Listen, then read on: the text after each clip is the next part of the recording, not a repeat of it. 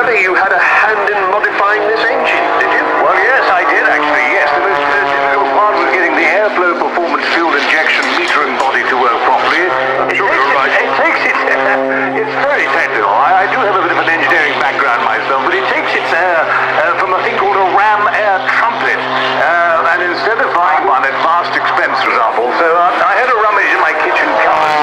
Came up with an old steel, one of those colander things that you strain the peas with. And today, slightly more sedate flying for Richard Parson today, obviously, but he flies the Boeing 767 for a living.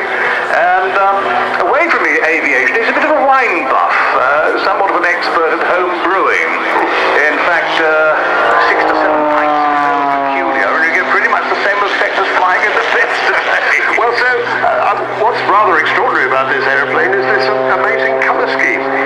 Oh, yes, it is rather special, isn't it? And I'm pleased to say it was my idea, actually, to paint the Union flag. And I got our other neighbour, Derek, who's a painter and decorator, local to us, and to do it for him. Now, for a bit of big it's very compact, but it is very well thought out. Look at that spectacular thing. I don't know how he does that. We had some wasps in the cowling area earlier. I think they might have got loose by the way he's flying there. I hope he's all right. Yes, he's a bit of a cigar aficionado, Richard is. He insisted on an ashtray, which sits just to the left of the altimeter, which means he can puff away on a Cohiba or a Macanudo on those ends of the single drop.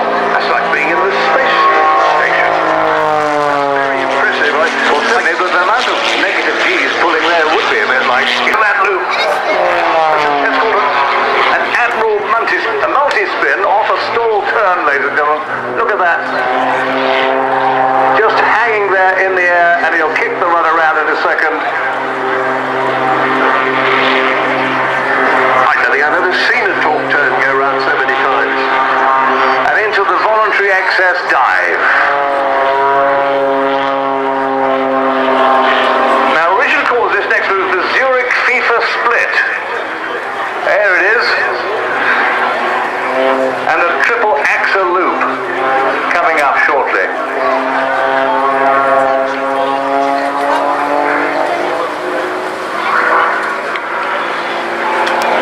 I can see him through binoculars. He's puffing on that cigar right now, ladies and gentlemen. He's really enjoying it. Oh, look at that. That's amazing. A double hammerhead or pinwheel. That's the Tower of Power, he calls that one, as he zooms back down to earth, working that engine overtime. Cigar out of his mouth long enough to tell us this is his last bit of flying before he comes into land.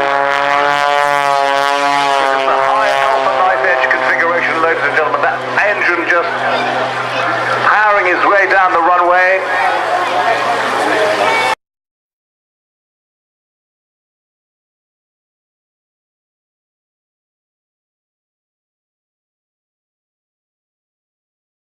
You had a hand in modifying this engine, did you? Well, yes, I did actually, yes. The most difficult part was getting the airflow performance fuel injection metering body to work properly.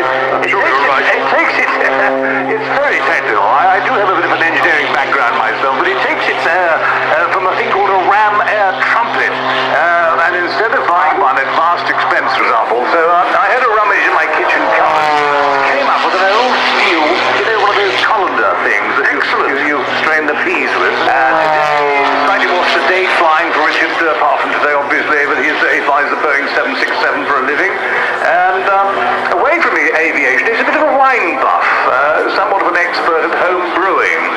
In fact, 6 to 7 pints of his own peculiar, and you get pretty much the same effect as flying in the pits today. Well, so, what's rather extraordinary about this airplane is this amazing colour scheme. Oh, yes, it is rather special, isn't it? And I'm pleased to say it was my idea, actually, to paint the Union flag.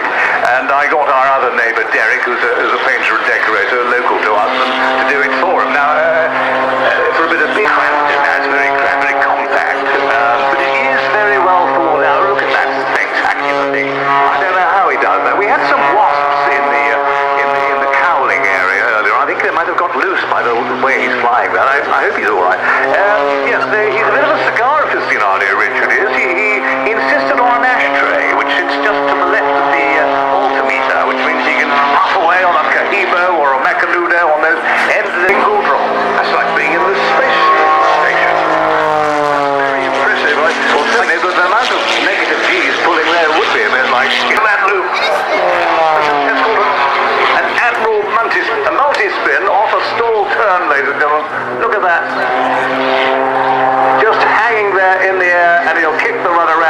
second.